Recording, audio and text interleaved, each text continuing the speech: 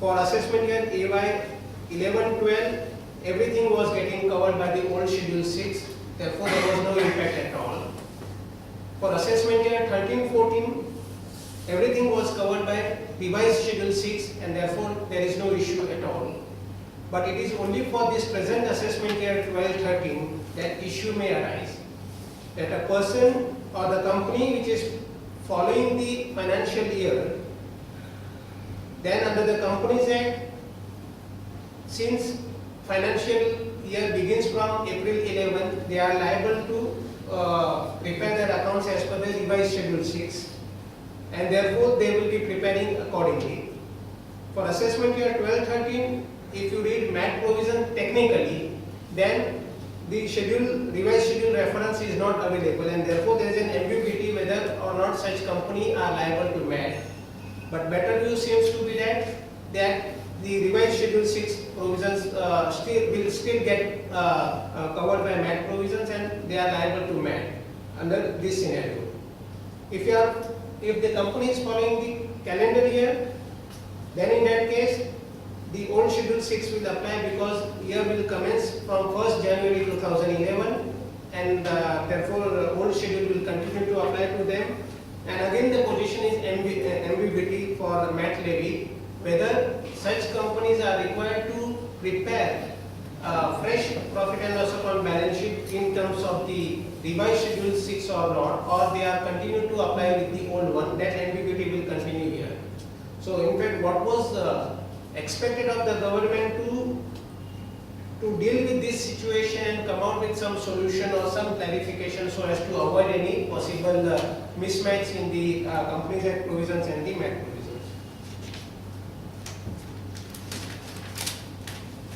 Next is dividend distribution tax. Next slide. It's a very welcome amendment. Basically, it has been given for the purpose of avoiding the cascading effect where the dividend is distributed to the upper tier group companies and there is a chain of group companies involved therein. And presently, it was only the last company which was able to avoid cascading effect by taking credit of dividend tax paid by the below company, that is B Limited. It was only A Limited was entitled to avoid the cascading effect for the reason that A company is not a subsidiary of any other company on the top of it. So it is only at that stage the cascading effect was getting mitigated there.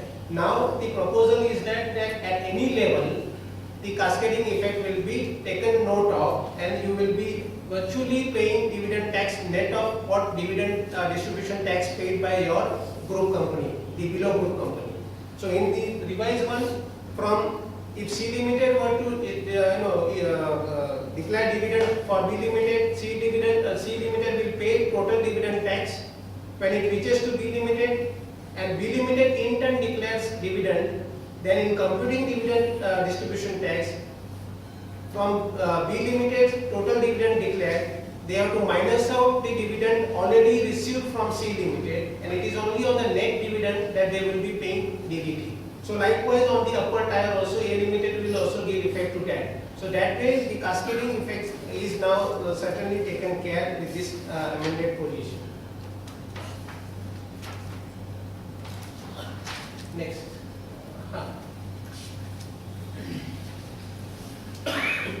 The purport of this provision is not clear to me, but I will just explain you what the provision is. It provides certain rollover exemption to certain individuals who have earned the long-term capital gain on sale of their residential house. Today we have section 54 or 54F for reinvestment. Now they have created a new section that such person, such individual will be entitled to an exemption from long-term capital gain provided he invests or subscribes to the equity shares in SME company and he holds those shares at least for 5 years. That is condition vis-a-vis the individual person is concerned. In turn, such company is to purchase a plant and machinery out of the subscription so received and holds on that plant and machinery for 5 years.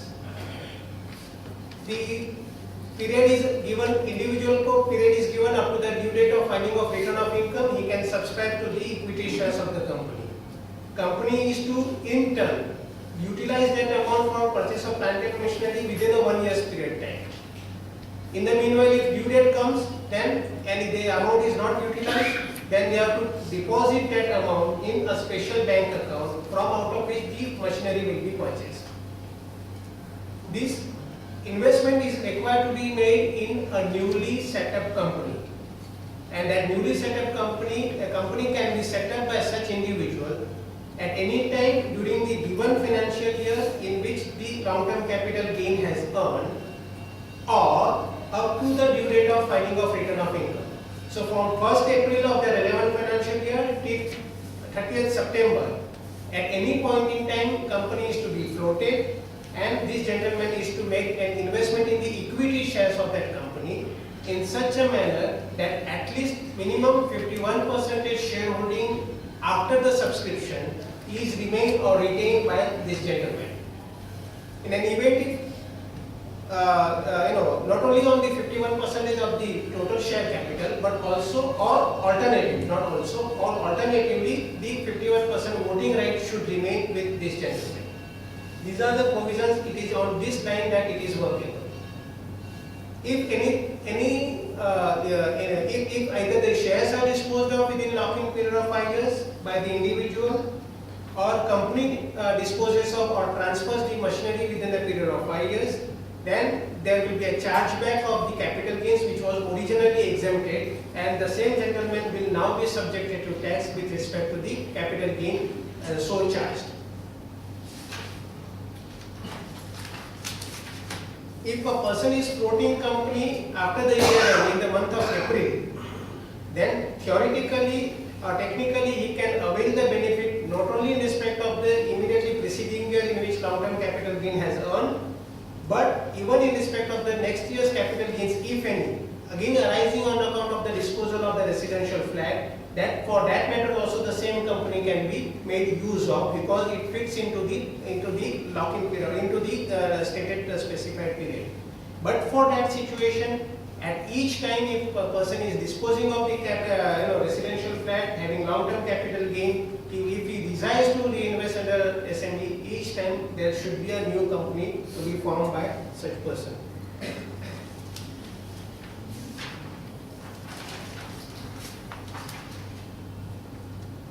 Is it required to be a new company every time, or it is subscription?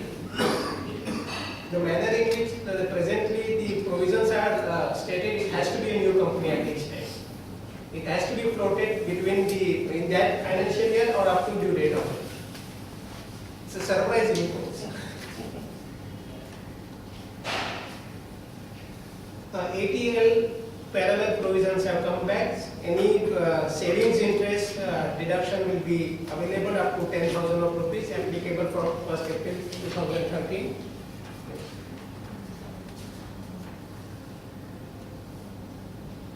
I think it's a small amendment. We can bypass that. Next, gift taxation. The gift from relative is exempt so far as the individual is concerned. Now, amendment also exempts the gift received by HUF from its member by redefining the definition of relative.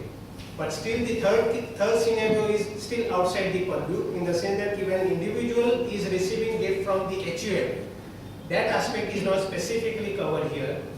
We have today, I think, Rajkot Tribunal decision wherein member receiving gift from the HUF is also held to be an exempt under the definition of relative. According to tribunal, HUF is nothing but a group of individuals of their family members, and it is therefore deemed that the gift is received from the individual relatives only, and on that extended meaning that the exemption was also given to the taxpayer.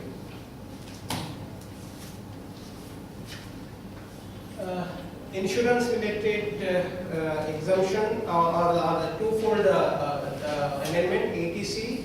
They say that any policy which are issued on or after 1st April 2012 Deduction for insurance premium will be restricted to the 10% of the capital sum. No matter your policy might be having the installment exceeding 10%, but the LIC premium benefit will be restricted only up to 10%.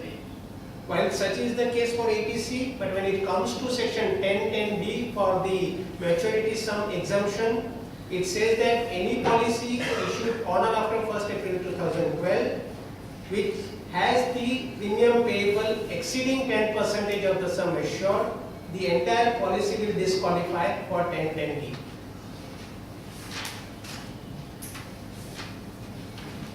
Next.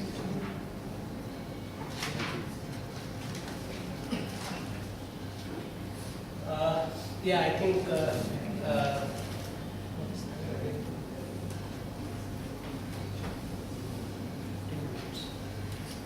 yeah, we have 15 minutes and you'll have to tell me whether should I take GAR or should I take this unaccounted money related provisions. Both. Extended.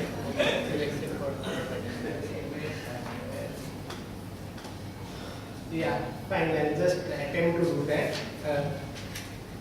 This is the finance minister's speech, you can bypass that. Under this caption, with a view to prevent generation and circulation of unaccounted money, these many amendments are proposed. We will take individually each one of them. Taxation of share premium received by a closely held company under 56(2)(7)(b). We are told that if any closely held company receives any excess of issue price from a resident shareholder over the fair market value of such shares, then such excess will be subjected to tax under 56(2)(7)(a). For determining the fair market value, today we are told that either there will be a normative valuation rules.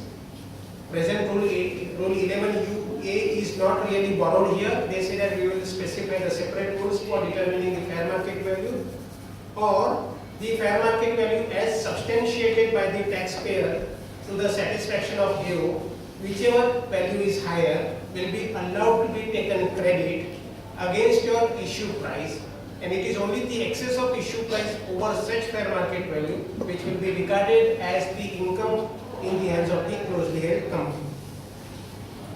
The section is widely worded. In fact, it says that the such receipt of amount can be out of issue of shares, including preference shares, to any resident. It restricts to the issue of shares and restricts to the such issue only from resident shareholder, not from the foreign shareholder. There could be some implications in the hands of the person receiving shares for consideration which he has paid. But that person is to evaluate these implications, whether 56(2)(7)(a) में inadequate consideration है नहीं है, gift है नहीं है, that he will have to independently evaluate. This provision will be applicable only in the hands of the company issuing shares. Now, what are not covered, in this list? Then the issue of shares to non-residents are not covered. Issue by the venture capital unit undertaking to venture capital company or venture capital funds are outside the purview. Share issued at par. If it is 10 rupees shares issued at 10 rupees, no issue.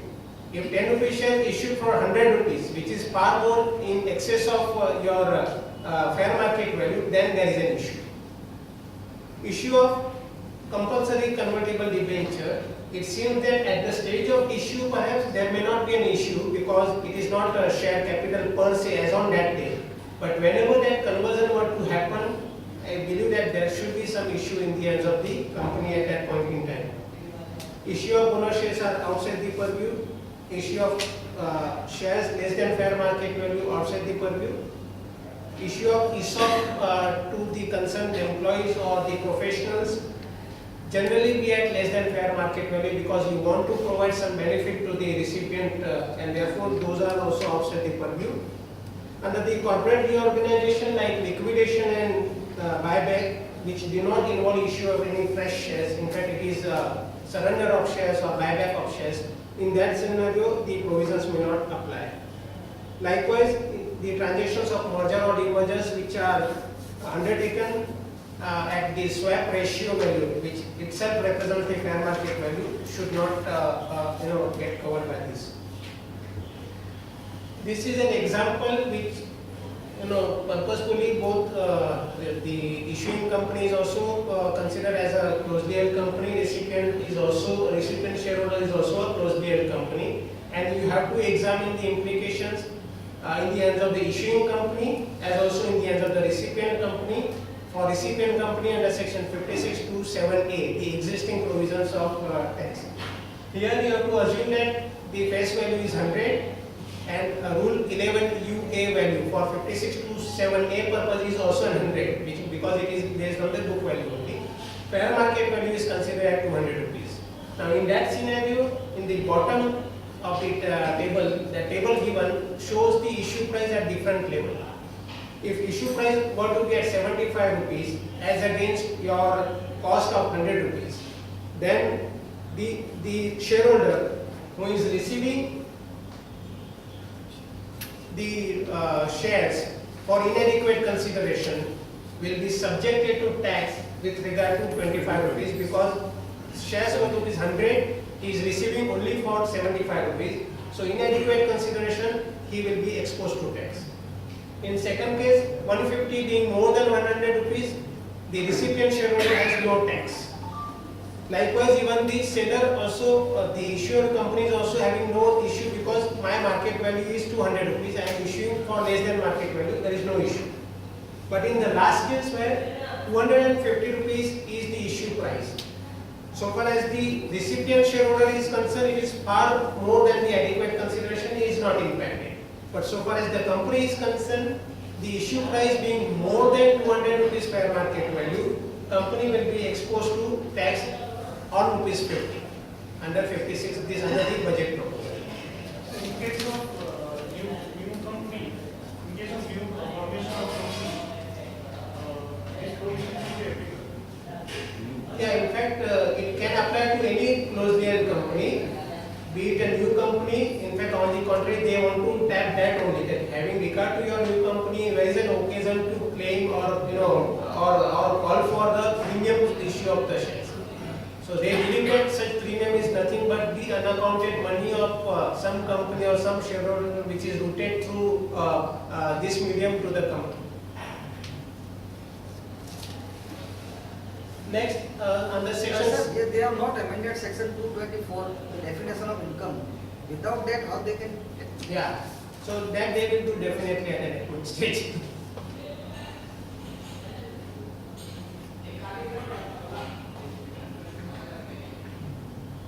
And you said about the convertible debentures. The debentures, that time the conversion valuations has to be applied at the time of the conversion or at the time of the issue of the shares of shares or the convertible debentures itself. At the time when shares are issued against your dividend. At that point of time, Against so your the dividend. valuations would be covered. At that point. That calculations would be done at that time.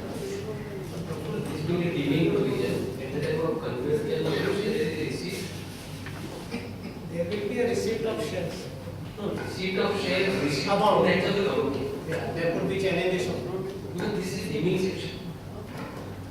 In fact, as I say that what they want to capture is not becoming clear in that, because in any case under section 68 wide powers are given, and even with an amended power, that if the source of the shareholder is also not explained, then in that case 68 was wide enough to capture whole of the 250 rupees. Where is the question of excess of that? In the entire 250 would have get covered here. But we don't know what is the reason which prompted government to take such a bold step to say that the issue also has to be at par only. It means at the fair market value, not above that. In the previous slide, you have kept an exception for shares issued at par. एक minute. Shares issued at par. Now, in situations where the company's fair market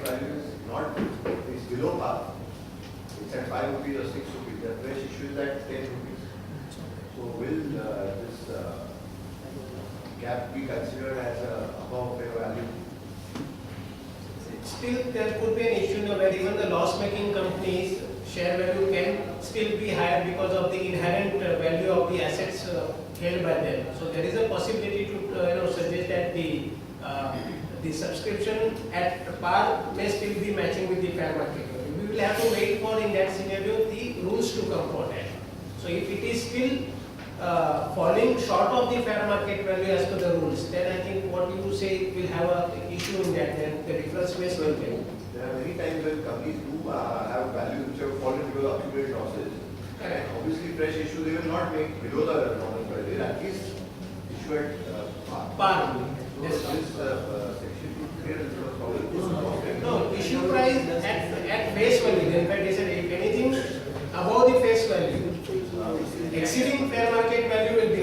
So if you are issuing at face value, there should be no So issue. the idea is to capitalization. Basically, the capitalization. What in your case is, if you are issuing a note of a 10 rupees share at a price of 10, there is no capitalization involved into that.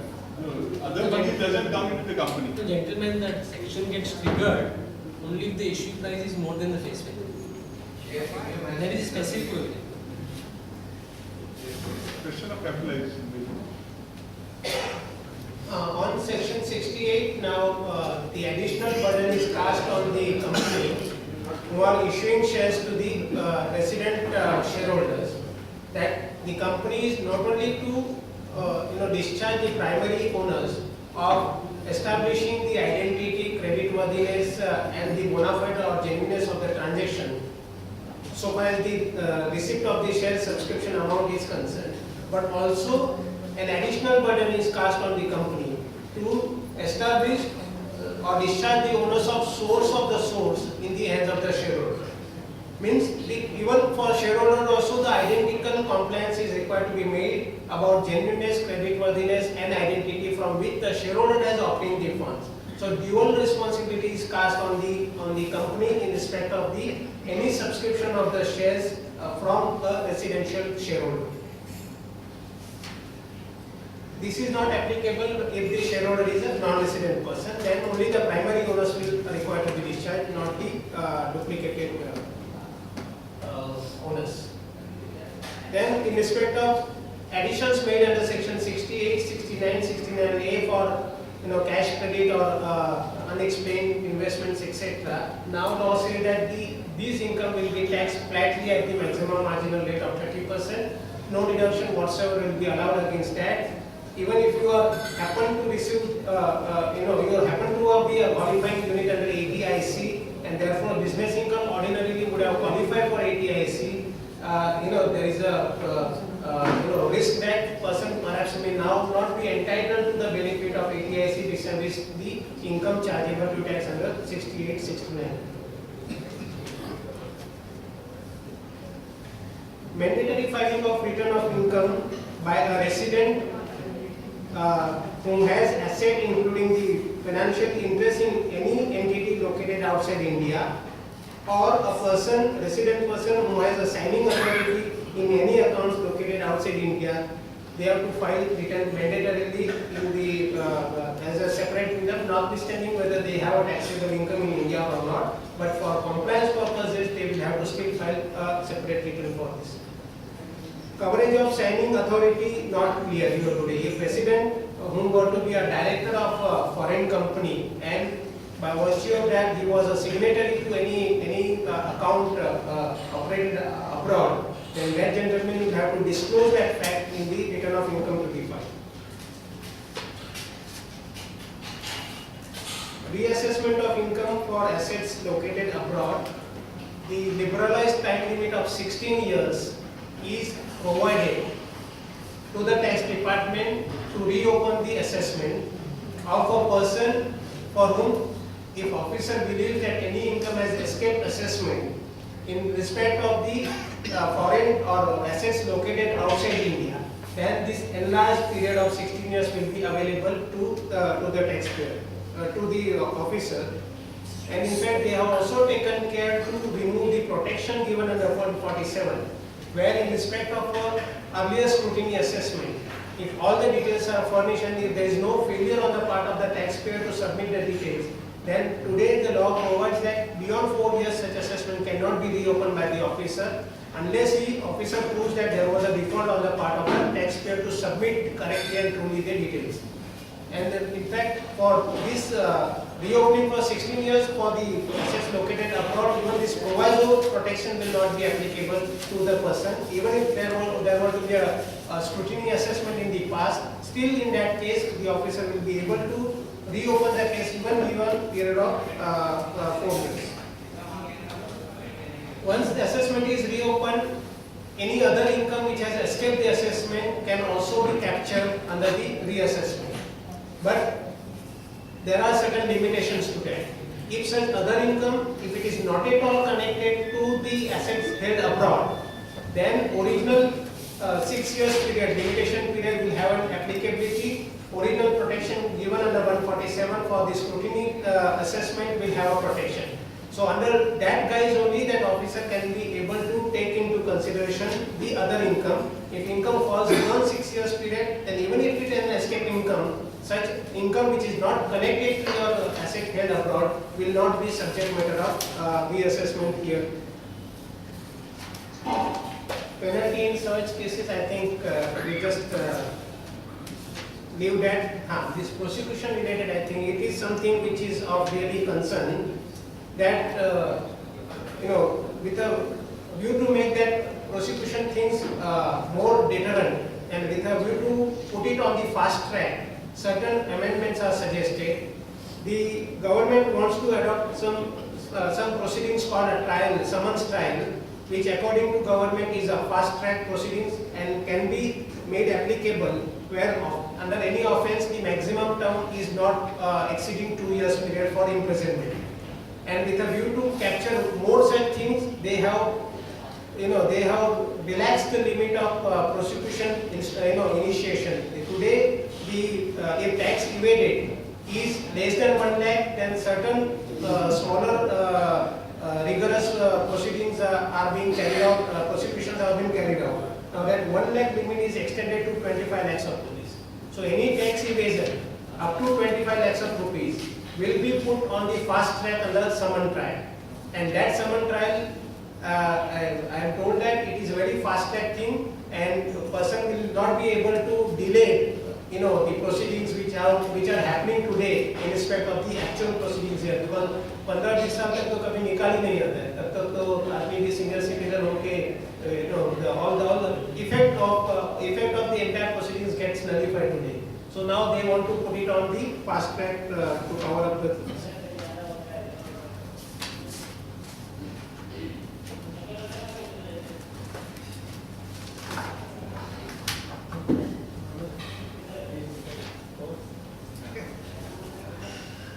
Chairman said that this is important.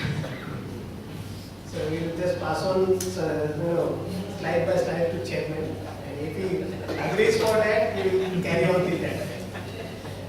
TDS on immovable property, and I agree with chairman that this is really an interesting and one should understand the impact thereof. Now we are told that the transferee, the purchaser of immovable property is required to withhold tax at 1% on the payment made to resident transferor by way of consideration for transfer of immovable property. It has to be a consideration for transfer of immovable property. Then in that case, transferee, the purchaser, is liable for tax deduction at 1%. Section will apply if consideration is 50 lakhs or above, where the property is situated under certain specified areas. Bombay is one of them, all metropolitan cities, and plus additionally certain other areas are covered in this category. And if consideration is 20 lakhs and above, in some other areas, including Thana falls under the second category of 20 lakhs. So it applies only in these circumstances. The limit of 50 lakh is qua transferee, in the sense that if a consideration for acquiring ownership interest of 50% exceeds 50 lakhs of rupees, then I am liable. It is not qua property, but we believe arguably it appears qua individual, qua co-owner. And therefore, if there are 15 lakhs, 15 lakhs, 15 lakhs, 3 co-owners have purchased the, 4 co-owners have purchased the property, aggregating to 60 lakhs of rupees.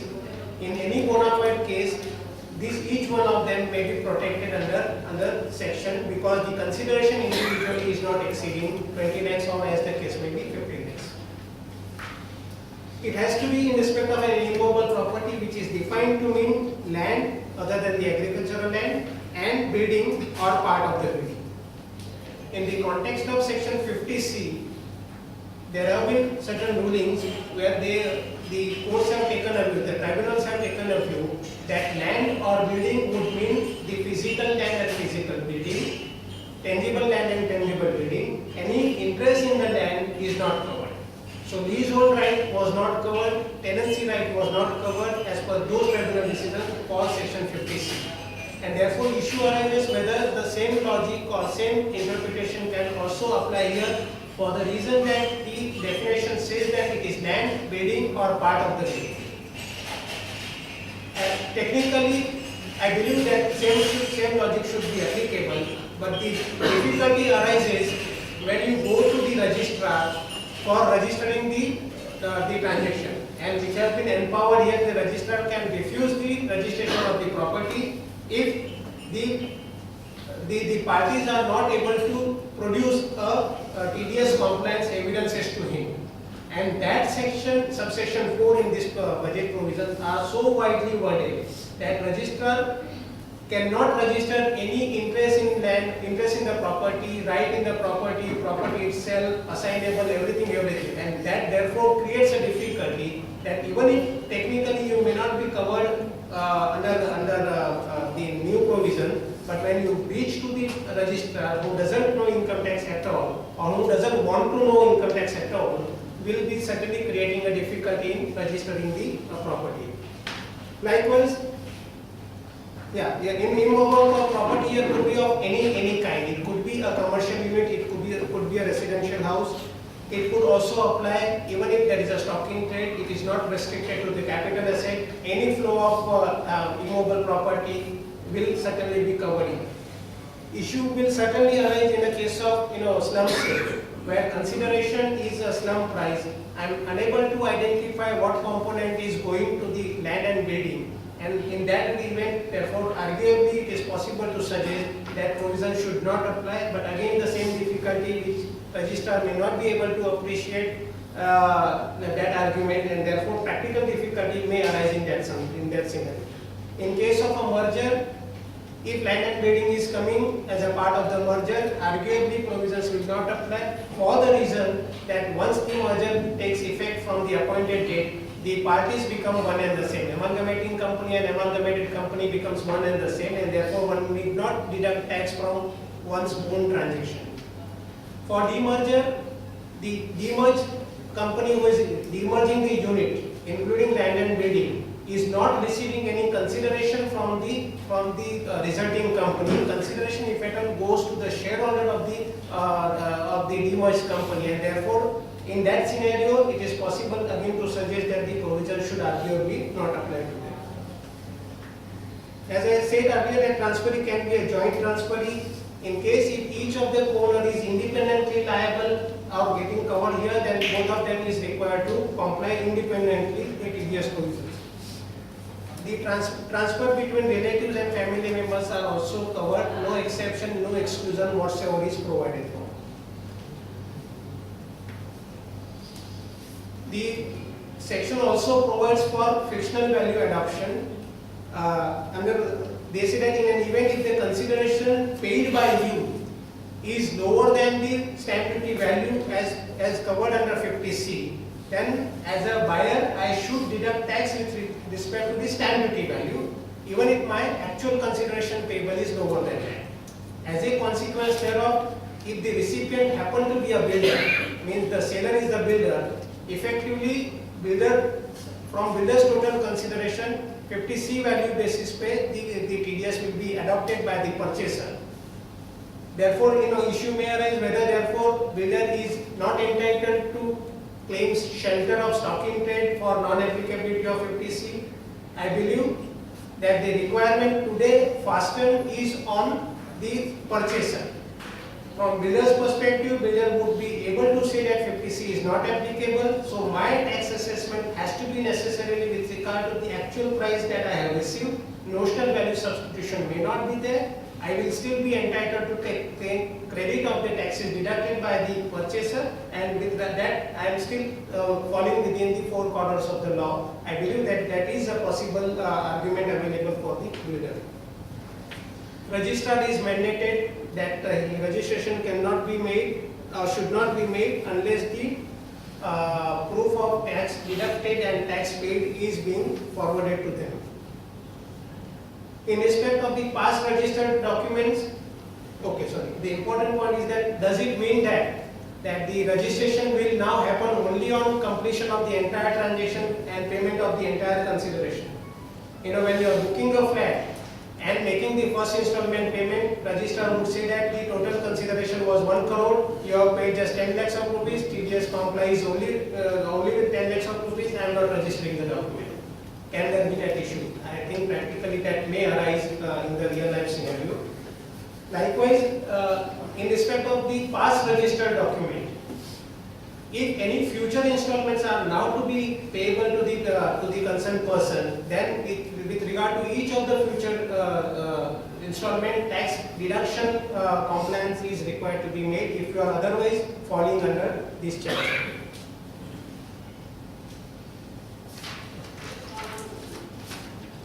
Director payments. Agreement for sale. Sorry. Agreement for sale. So what is the issue? So it will also attract us. If you are paying any amount by way of consideration for purchase of property, it will certainly apply. Even under the agreement and of the MOU, if the intent is to purchase the property, it should apply. It is not applied to gift. Because there is no consideration involved. But if you transfer 1 rupee, it will apply at 50C. If it is for inadequate consideration, yes, then 50C may apply. And as a result thereof, TDS may apply. I think you bypass the other TDS provisions.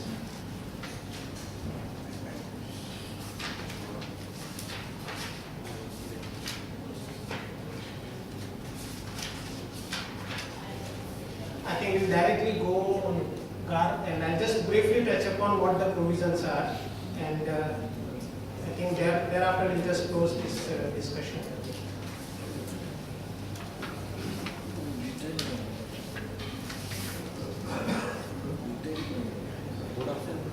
No.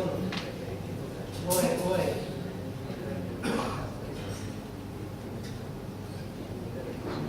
Go ahead.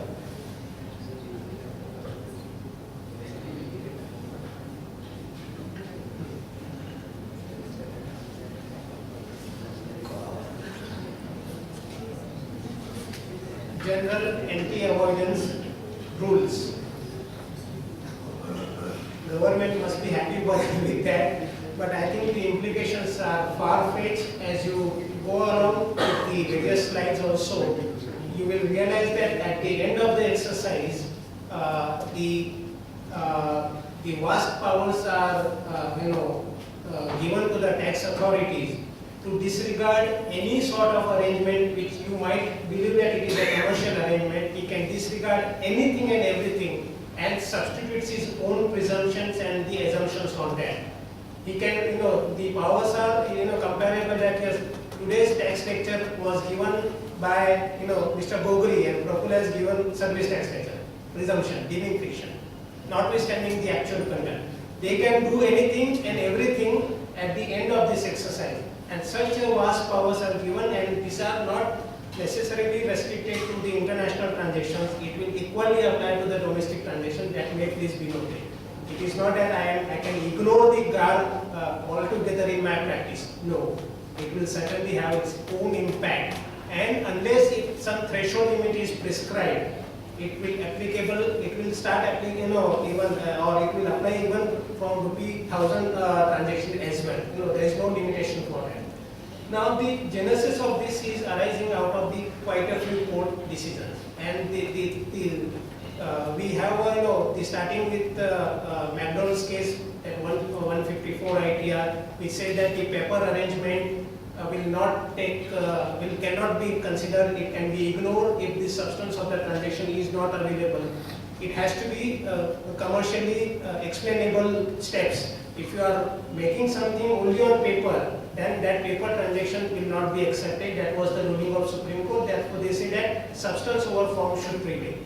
Thereafter, we have Azadi Bachao in the context of India-Mauritius Treaty, whether TRC is sufficient, not sufficient, and that controversy went on that. There are also certain paper companies available in Mauritius who are making investment in India only with the sole object to take the benefit of India-Mauritius Treaty. There, for some or the other reason, Supreme Court said that notwithstanding what might have happened or what is happening, but the TRC would be sufficient. They tried to uphold on the basis of some CBDT circular which was prompted with some political reason at that point in time, whatever may be the reason for that. But there also, again, the substance over form was being touched upon that, and there perhaps department felt that in the absence of any formal legislative rules available with us, we failed on that. That perhaps was their impression that carried by the department. Then we had, I think, one fourth Supreme Court decision, wherein prior to 94/7, where the dividend stripping transactions are expressly provided for in the law. Prior to the court said that yes, even if it is made dividend stripping earlier and loss is incurred, it is well within the four corners of the law, and unless you prove the bona fide malafide by the tax department, the SSC is entitled to take the benefit of the provisions in that. Then Vodafone case, again the same thing. Look through approach or look at approach. Court say that if the provisions are clear, look at the thing. You are not required to pierce through the thing to see what is the beside that transaction. So look at approach is sufficient, not look. Now, having suffered so much from the tax rulings, government felt that there is necessity to create some legislative power provides by providing to the authority some powers to disregard the transactions and to change the approach from look at to look through. Pierce the corporate way if you feel that the transactions are not bona fide. And